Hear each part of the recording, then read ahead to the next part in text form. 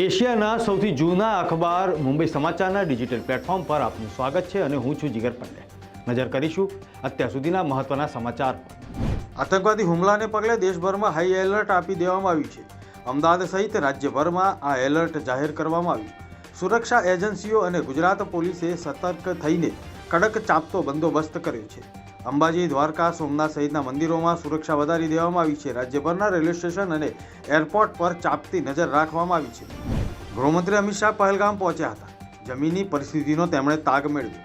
કાયરતાપૂર્ણ હુમલાનો કડક જવાબ આપવામાં આવશે. દરેક આતંકવાદીઓને કિંમત ચૂકવવી પડશે. પ્લાન ઓફ એક્શન પર કામ પૂરજોશમાં ચાલ્યું છે તેવું તેમણે જણાવ્યું. જમ્મુ કાશ્મીરના પહેલગામ આતંકી હુમલામાં સામેલ 3 આતંકવાદીઓના સ્કેચ જાહેર કરાયા. આતંકવાદી હુમલાને પગલે દેશભરમાં હાઈ એલર્ટ આપી દેવામાં આવ્યું.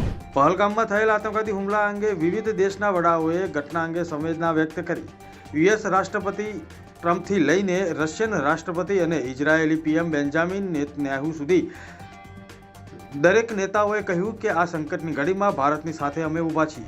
પહેલગામમાં થયેલા આતંકવાદી હુમલાની નિંદા કરવા માટે તમિલનાડુના તિરુનેલવેલીમાં કોંગ્રેસના કાર્યકર્તાઓએ પાકિસ્તાનના રાષ્ટ્રપતિ આસિફ અલી જરદારીનું પુતળું બાળ્યું. પીડીપી પ્રમુખ મહેબૂબા મુફ્તીએ આ આપણા બધા પર હુમલો છે એવું લખેલા પ્લે કાર્ડ પકડીને પહેલગામ આતંકવાદી હુમલાના વિરોધમાં વિરોધ પ્રદર્શનનું નેતૃત્વ કર્યું.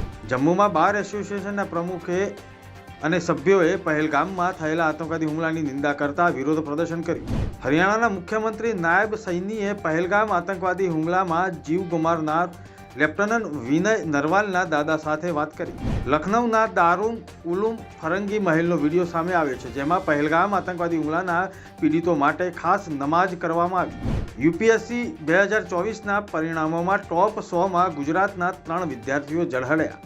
ઓલ ઇન્ડિયા 100માં ગુજરાતની હર્ષિતાએ બીજો ક્રમાંક, ઓલ ઇન્ડિયા 100માં ચોથો ક્રમાંકે માર્ગી શાહ, જ્યારે ઓલ ઇન્ડિયા 100 રેન્કમાં 30મા ક્રમાંકે સ્મિત પંચાલનું નામ ઝળક્યું. આ હતા અત્યાર સુધીના આ મહત્વના સમાચાર. ફરી મળીશું, ત્યાં સુધી જોતા રહેશો મુંબઈ સમાચારનું ડિજિટલ પ્લેટફોર્મ. નમસ્કાર.